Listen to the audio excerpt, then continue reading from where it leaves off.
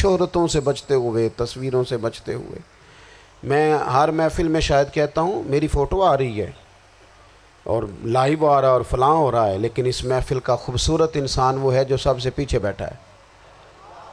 وہ کسی فوٹو کے لیے نہیں آیا۔ اور میں ڈھیر سارے لوگ دیکھ رہا ہوں، یہ جو آگے بیٹھ جاتے ہیں بعض اوقات 5 7 10 لوگ، یہ بڑی تصویر سازی کرتے ہیں، لیکن جو پیچھے بیٹھے ہوتے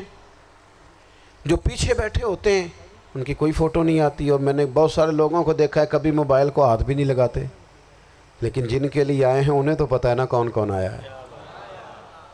اور کچھ دین کے لیے کریں۔ اور تیسری گزارش آپ کی خدمت میں یہ ہے کہ امت بن کر بھی ضرور سوچیں اور امت کے دکھوں کا مداوع بھی کریں، اور امت مسلمہ کا درد بھی اپنے سینے میں ضرور محسوس کریں۔ اللہ تعالی ہماری اس بزم کو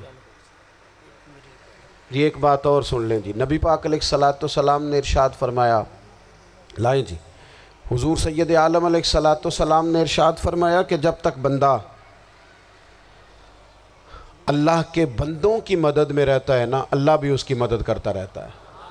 یعنی اگر آپ امت کے لیے سوچتے ہیں، کوئی امت کے لیے فکر پیدا کرتے ہیں، کچھ امت کی سوچیں لاتے ہیں، تو اللہ بھی مدد فرمائے گا۔ اور یہ بات اچھی طرح یاد رکھیں، جب بھی بندہ کوئی ایسا کام کرتا ہے نا جو خالص اللہ کی رضا کے لیے ہو، تو رب کی مدد ضرور آتی ہے۔ وَلَقَدْ نَصَرَكُمُ اللَّهُ بِبَدْرٍ وَأَنْتُمْ أَذِلَّةٌ۔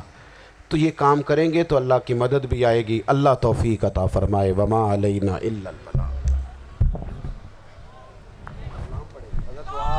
مصطفیٰ